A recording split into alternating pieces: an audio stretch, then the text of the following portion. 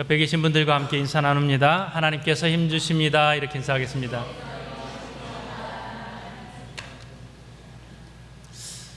불편했던 한 사람과 화해하는 것이 얼마나 힘든지, 그리고 그 화해하는데 얼마나 오랜 시간이 걸리는지 모릅니다.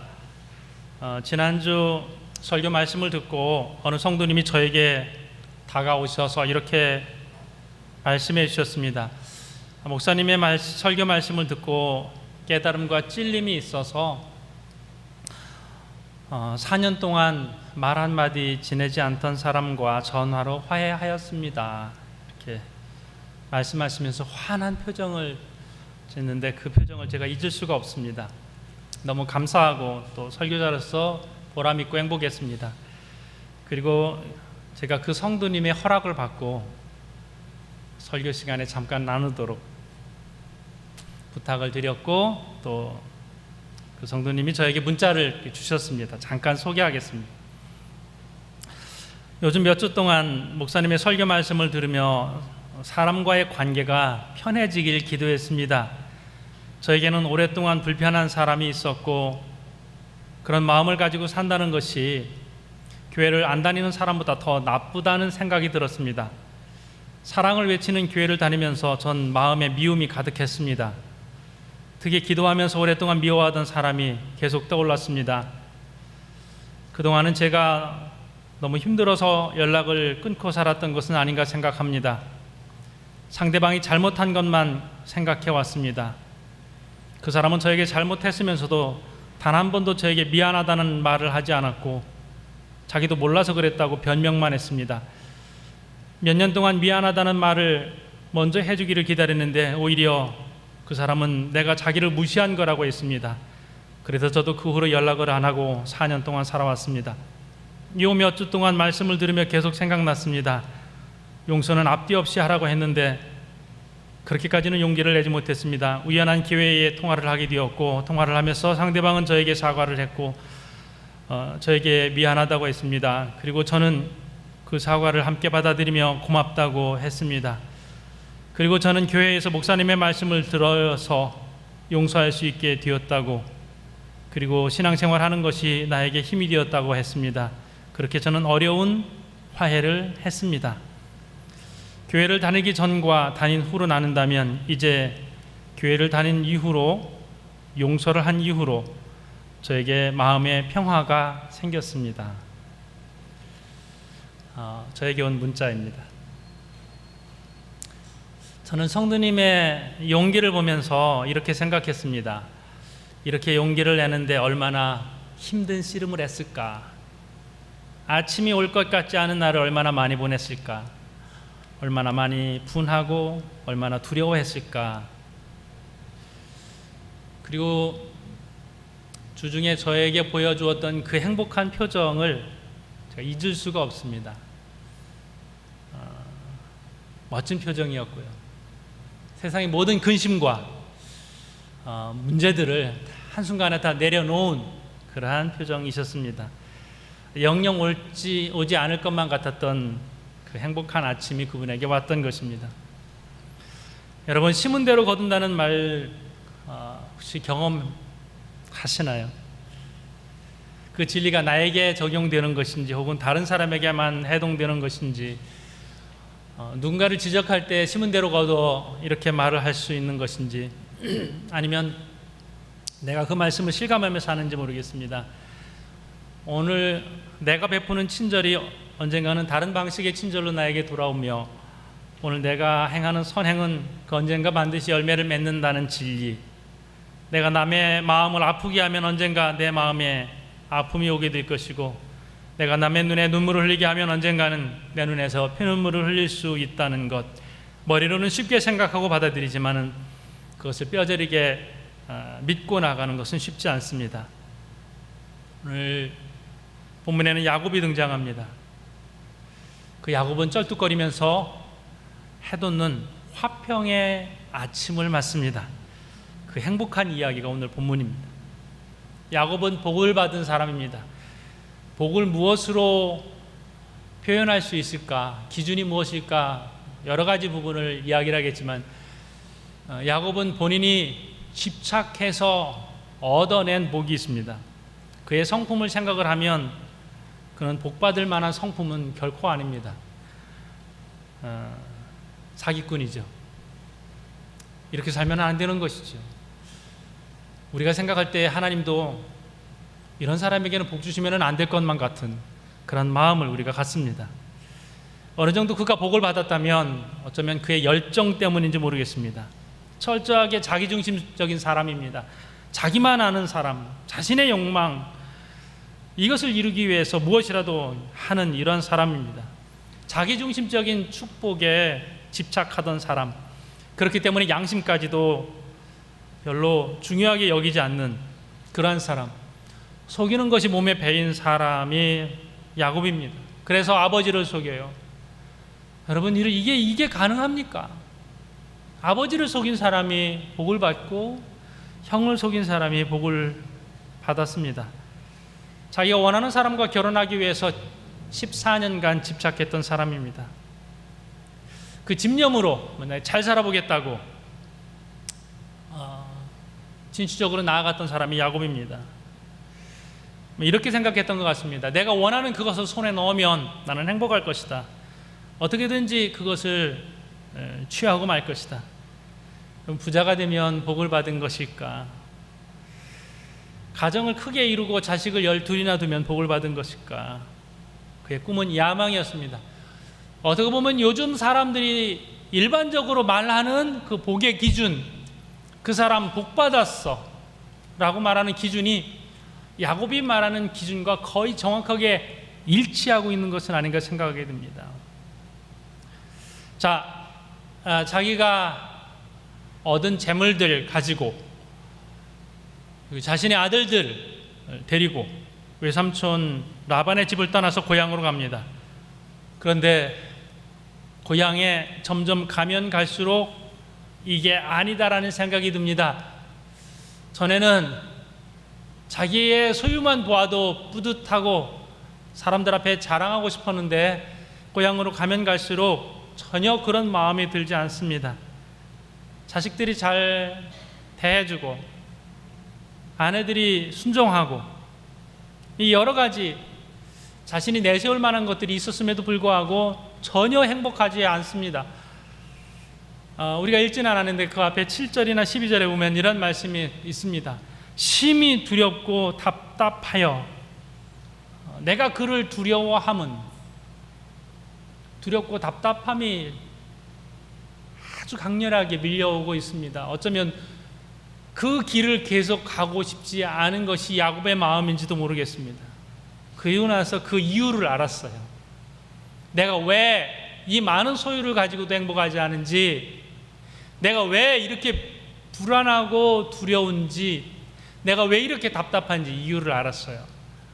그것이 뭐냐면요, 화평이 없어서 그래요. 화목이 없어서. 그는 형의 분노를 찾고 그때까지 해결하지 않았어요. 해야 된다는 생각조차도 하지 않고 지금 길을 가고 있습니다. 그런데 자기는 전혀 행복하지 않았던 것입니다. 화해를 이루기 전까지. 그동안에 자기가 집착했던 것은 아무 소용이 없다는 것을 알았습니다. 나중에 어떻게 합니까? 자기의 재산을 형에게 다 양도할 의도가 있잖아요. 그래도 괜찮은 거예요. 내가 어떻게 얻은 재물입니까? 수십 년 동안 내가 이것을 취하기 위해서 무슨 고생을 한 겁니까? 그런데 그것을 다 포기해도 얻고 싶은 한 가지가 있습니다. 그것이 화해입니다. 형과 화해만 할 수 있으면 이 모든 것은 다 잃어버려도 괜찮다라고 하는 것이죠. 잠언 17장에 보면 마른 떡 한 조각만 있고도 화목하는 것이 제육이 집에 가득하고도 다투는 것보다 나으니라. 혹은 잠언 15장 17절에 채소를 먹으며 서로 사랑하는 것이 살찐 소를 먹으며 서로 미워하는 것보다 나으니라. 정말 가정에 화평을 이루는 것이 얼마나 소중한지 이것을 너무 늦게 알았던 것이죠. 아무리 좋은 식탁이면 뭘 해요? 그 앞에서 서로 인상 쓰고 싸우는데, 아무리 좋은 집이면 뭐합니까? 화평하지 않은데. 여러분의 가정에 화평이 넘치기를 주님의 이름으로 축복합니다. 그 어떤 것 좀 아쉬운 부분, 세상 사람들과 비교했을 때 물질적인 부분들은 조금 아쉬움이 있다 하더라도 하나님께서 여러분 가정에 화목과 화평을 주시기를 주님의 이름으로 축복합니다. 야곱이 이것을 깨닫는 데에는 20년이 걸렸습니다. 그럴 수 있냐고? 그럴 수 있습니다. 사람은 철 드는데 20년 정도 걸리는 것 같습니다. 혹은 20년이 걸려도 철 안 드는 분들도 있고요. 그 험악한 세월, 파란만장한 20년을 지나고 나서 너무 당연하고 너무 간단한 이 진리를 알게 됐습니다. 형과 화목해야 하는 것이다. 그리고 알게 됐습니다. 이 문제의 원인이 나에게 있었음을, 화평이 없는 것이 나 때문이었다는 것을 알게 됩니다. 다른 사람 때문도 아니고, 가난 때문도 아니고, 출생의 비밀 때문도 아니고, 처음에는 어쩌면 원망스러웠는지도 모르겠습니다. 그저 몇 분 내가 늦게 태어났을 뿐인데 내가 동생이 되어야 하다니, 같은 날 태어났는데 내가 장자권을 양보해야 되다니, 이것을 받아들일 수 없었을 것입니다. 그래서 나에겐 잘못이 없다, 다른 사람이 잘못이다. 이제 고향으로 돌아가면 돌아갈수록, 가까워지면 가까워질수록 문제의 원인이 자기에 있는 것을 알게 됩니다. 내 문제구나. 내가 그동안은 형을 원망하고 그동안은 외삼촌을 원망했는데 내 문제구나. 여기에 결론에 다다르게 되었습니다. 어쩌면 우리가 풀어갈 수 있는 꼬여있는 문제들은 나를 하나님 앞에 정직하게 바라볼 수만 있어도 많은 부분 해결되지 않을까 싶습니다. 나를 바로 바라볼 수 있게 하여 주옵소서. 내가 행했던 것, 혹은 나 때문에 아파한 사람들의 모습들, 내가 더 어리석었던 부분들, 내가 무언가에 집착하느라고 미쳐보지 못했던 부분들이 있을 수 있을 것입니다. 자신을 그동안에는 보지 못하고 다른 사람만 바라봤었는데 이제 고향으로 가면 갈수록 자신의 모습을 진실되게 바라보게 되었던 것이죠. 또 하나의 문제는 죄의 문제입니다. 왜 행복하지 못했냐라고 하면요, 야곱의 죄 때문이었습니다. 죄인은 쫓아오는 자가 없어도 두렵다, 잠언의 말씀이죠.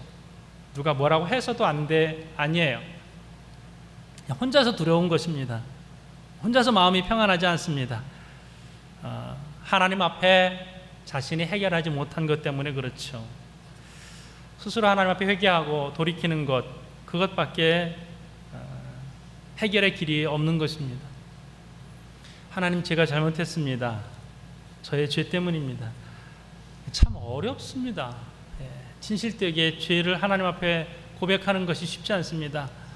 사람들 앞에서 자기의 죄를 인정하는 것도 어려운 부분 중에 하나입니다. 미안합니다. 쉽게 말할 수 있는 것 같은데 그 말 한마디 하는데 20년이 걸려요. 그리고 세월이 한참 지나간 다음에 그 말을 하는 사람에게 누군가는 이렇게 말합니다. 그 말 한마디가 그렇게 어렵냐고. 예, 어렵죠. 참 어려운 말이기도 합니다. 자기가 잘못한 것을 인정하고 고백하는 것, 그 한마디 하면 자기의 자존심이 다 무너지는 것 같습니다. 자기가 쌓아놨던 것이 한순간에 다 무너지는 것 같습니다. 돌이키는 것이 어쩌면 힘든 것이기도 하지만 또 그것이 먼저 되지 않으면 참된 행복이 주어질 수 없는 것도 말씀의 이치입니다. 야곱이 생각이 많았을 것 같아요. 여러 가지 생각을 하면서 복잡했을 것 같습니다. 내가 이제 화해합시다, 악수하려고 손을 내밀면 형이 어떻게 대할까? 진작 그랬어야지, 왜 이제 왔냐고 이렇게 말하지는 않을까? 혹은 내가 그러고도 사람이야, 이렇게 말할 수도 있을 것입니다. 어쩌면 나의 자존심을 다 무너뜨리는 말을 할 수도 있고요, 견딜 수 없는 조롱을 할 수도 있습니다. 여러 가지 상상과 시나리오가 머릿속에서 왔다 갔다 합니다. 12절 말씀에는 뭐가 있냐면요, 우리가 읽진 않았는데요, 앞에 그의 상상은 이런 것이 있어요. 그가 와서 내 처자들을 칠까. 상대방을 어떻게 상상하는 거예요? 갑자기 들이닥쳐서 내 가족들을 치는 거예요. 나에게 원수를 갚는 것이죠. 이것은 그 어떤 액션을 취하기 전에 내가 머릿속에서 미리 상상한 거예요. 근데 대부분은 이것이 틀려요. 용기를 내서 어떤 부분을 도전을 하면 그 결과는 내가 생각했던 것보다 훨씬 더 아름다운 결과가 됩니다. 여기에 있어서 가장 아름다운 모델을 들 수 있다면 다윗일 거예요. 왕이죠. 권력이 있습니다. 하고 싶은 대로 다 할 수 있는 사람이 죄를 지었습니다. 남의 부하의 여인을 취하고 그 사람을 죽였습니다. 그 남편을 죽이게 된 것이죠. 끔찍한 죄입니다. 잊고 살았을 때에 선지자의 지적이 있었습니다. 당신이 죄인입니다. 그때에 그는 변명하지 않았습니다. 어쩔 수가 없었다라고 표현하지 않았습니다. 그저 하나님 앞에 무릎 꿇고 내가 죄를 지었습니다. 그 다음에 많은 조롱이 따라올 수도 있습니다. 왕이 어떻게 그럴 수 있어? 손가락질하고 그동안 쌓아왔던 다윗 왕이라고 하는 견고한 왕의 체면이 한순간에 무너질 수도 있는 그런 상황에서 처절하게 하나님 앞에 내가 죄인입니다라고 용기 있게 회개하였습니다. 우리가 이런 용기를 내는 데에는 두려움이 있습니다. 상대방이 나를 어떻게 대할지, 이런 두려움.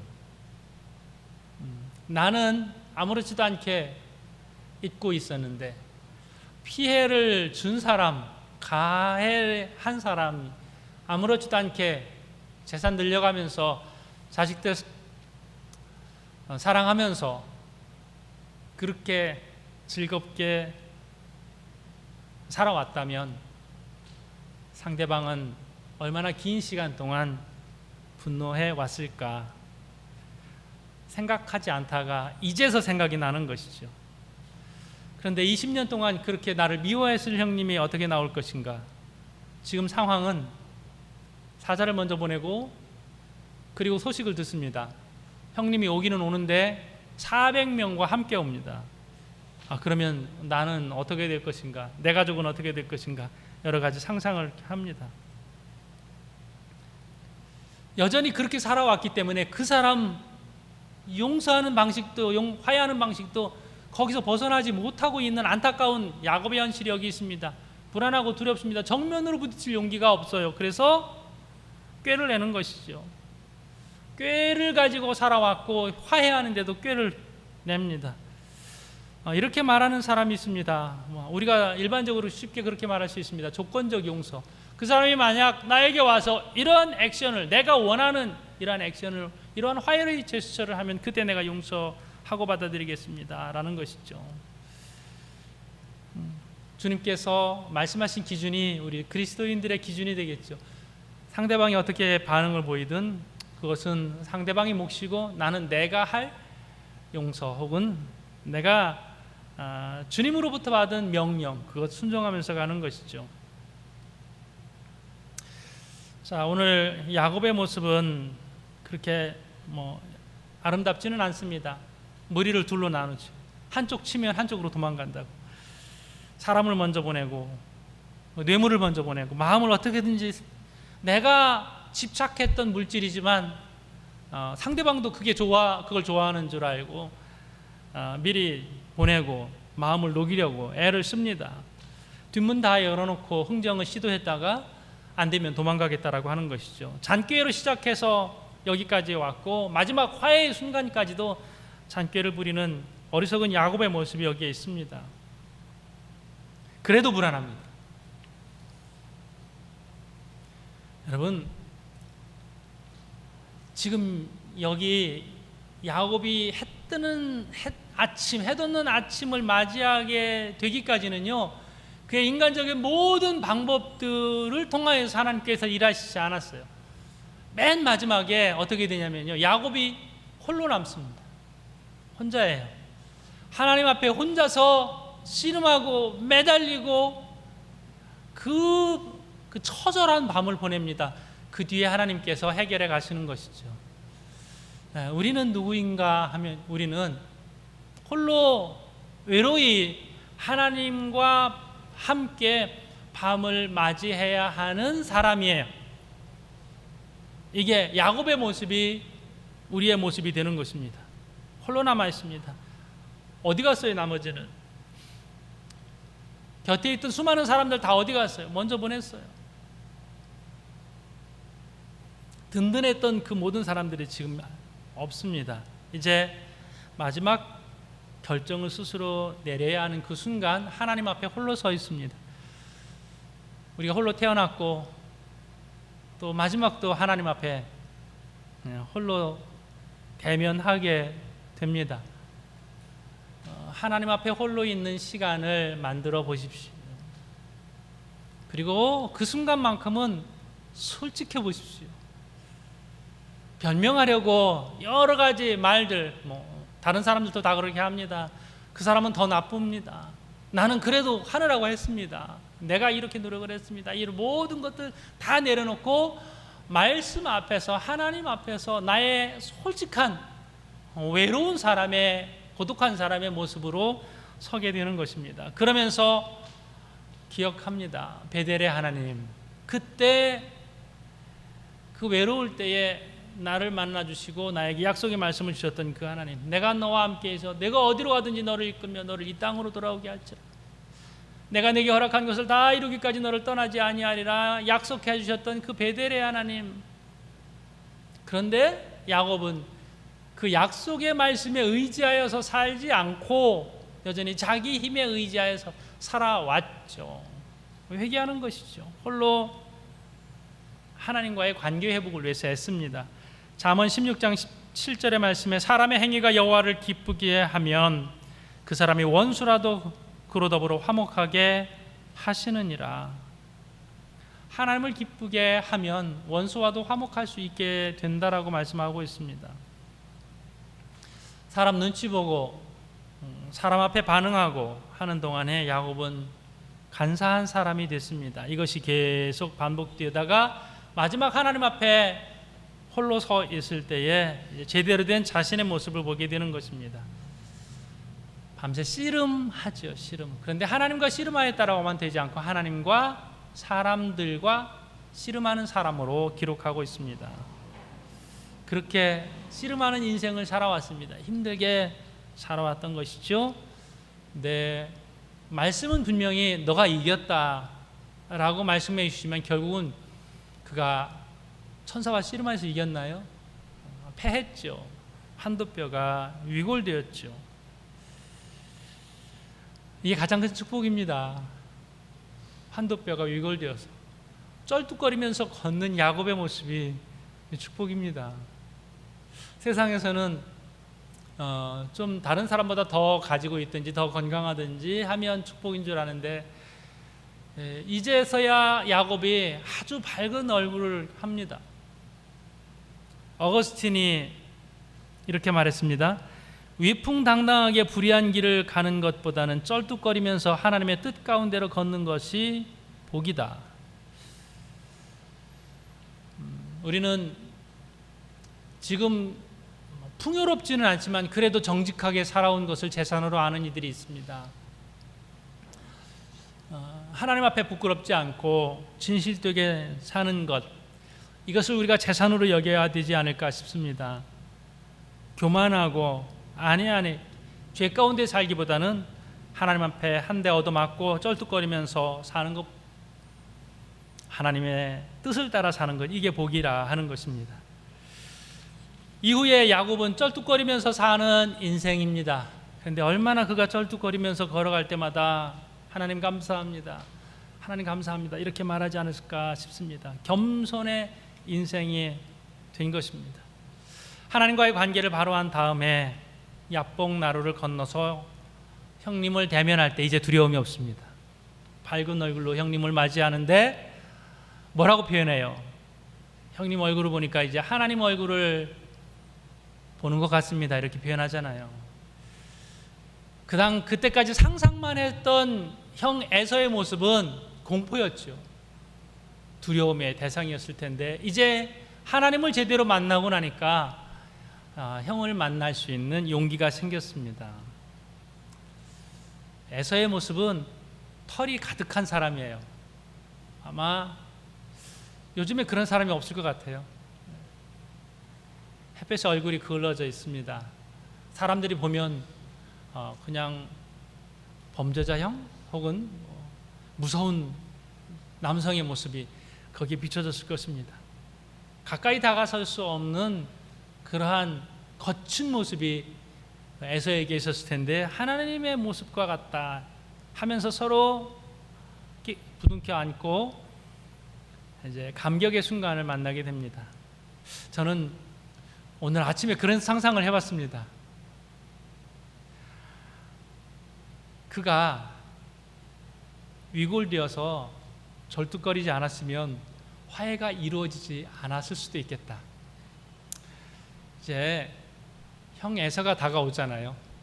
동생 만나려고 오는데 동생이 어떻게 걸어오고 있어요? 제대로 못 걷고 있잖아요. 쩔뚝거리면서 걷고 있잖아요.